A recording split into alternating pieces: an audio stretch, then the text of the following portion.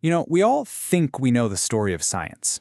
But today, we're not just looking at the history of science itself. Nope, we're going one level deeper. We're going to explore the history of how that story gets told. And trust me, how we tell that story has changed a lot. And it's been a battleground of ideas for centuries. All right, let's get into it. So here's the picture most of us have in our heads, right? We imagine science as this clean, straight line, just marching steadily towards progress. A smooth, inevitable journey from ignorance to enlightenment, where every discovery just builds perfectly on the one before it. It's this simple, heroic tale. But as we're about to find out, the real story is so much messier and, honestly, way more interesting. And who are the heroes in this simple story? Well, they're the big names we all learn in school. This kind of pantheon of geniuses who just single-handedly pushed humanity forward. Galileo, Newton, Einstein. Their lives become this epic chronicle of inevitable discovery. But here's the thing. That great man version of history, it didn't just happen by accident. It was crafted piece by piece for a very specific purpose. Okay, so what was that purpose? To figure that out, we've got to jump back to the 18th century. The whole idea of writing a history of science was brand new, and it was actually born out of a major cultural battle. And this is where it gets really interesting, because it was all about the agenda. See, Enlightenment thinkers in Europe were in a major fight against the authority of the church. For them, the new science of guys like Galileo and Newton was the ultimate weapon. It was pure, unadulterated human reason. So they wrote a history that cast these men as rational heroes battling against superstition. And to do that, well, they had to be a little selective, conveniently leaving out things like, Newton's deep, lifelong obsession with alchemy and magic. So, what's the big takeaway here? This effort created this incredibly powerful and sticky narrative, the story of an eternal war between science and religion.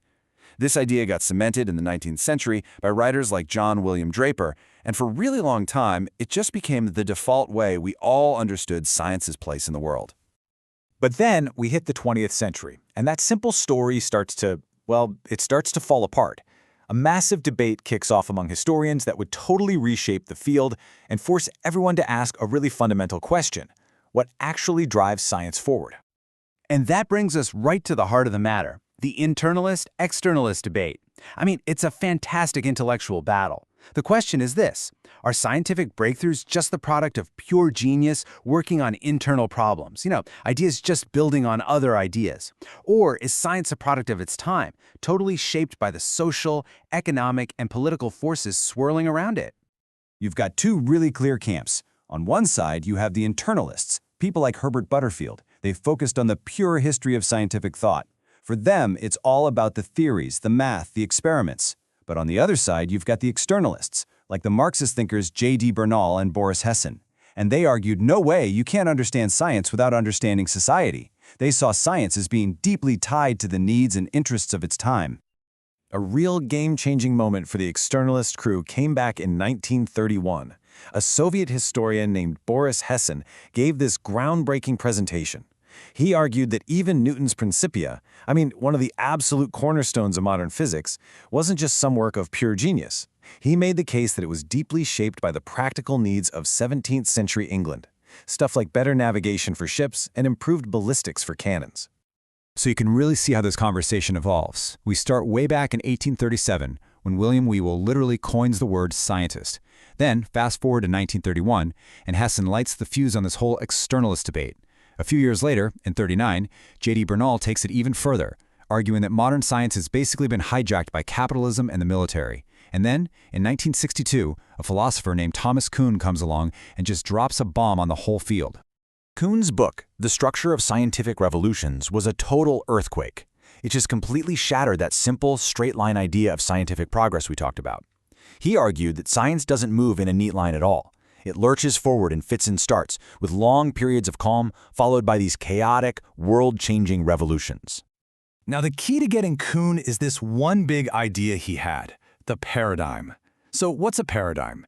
It's the entire worldview a scientific community shares at a given time. It's the dominant theories, the accepted methods, all the big assumptions that everybody just agrees on. You can think of it like the rule book for a particular scientific game. Okay, so here's how his model works. Most of the time, scientists are doing what he called normal science. They're just solving puzzles inside the existing rulebook, the existing paradigm. But then, anomalies start popping up, results that just don't fit. They can't be explained by the current rules. And when enough of those anomalies pile up, it creates a crisis. Confidence in the old paradigm crumbles, and that leads to a scientific revolution, where the old rulebook gets thrown out and a completely new one takes its place. And that is the famous paradigm shift. It's messy, it's disruptive, and it is definitely not a straight line. Okay, so Kuhn just blew up the idea of a straight line. The next big target for historians? The map. Because for way, way too long, the history of science was really just the history of science in Europe. It was time to tell a much, much bigger story.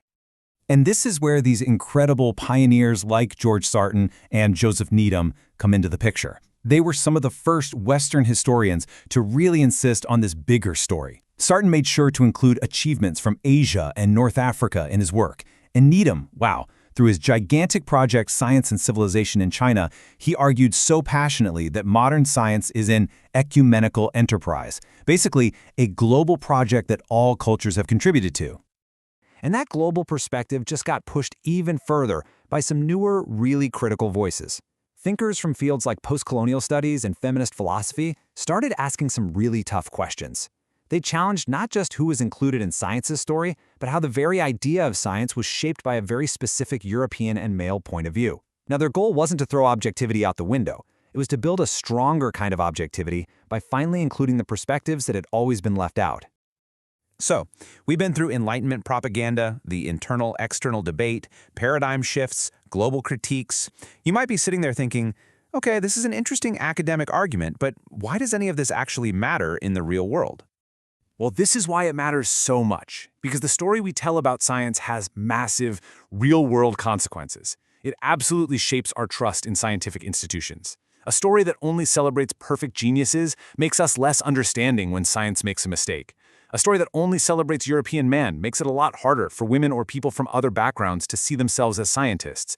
And maybe most importantly, the story we tell defines what we think science is even for. Is it for pure knowledge, for profit, for military power, or for the common good? You see, the history of science isn't some dusty, settled story that's written in the past. It's a live, ongoing conversation about who we are, what we value, and where we're going. And that leaves us with one last, really vital question to think about. What story of science will we choose to tell the next generation?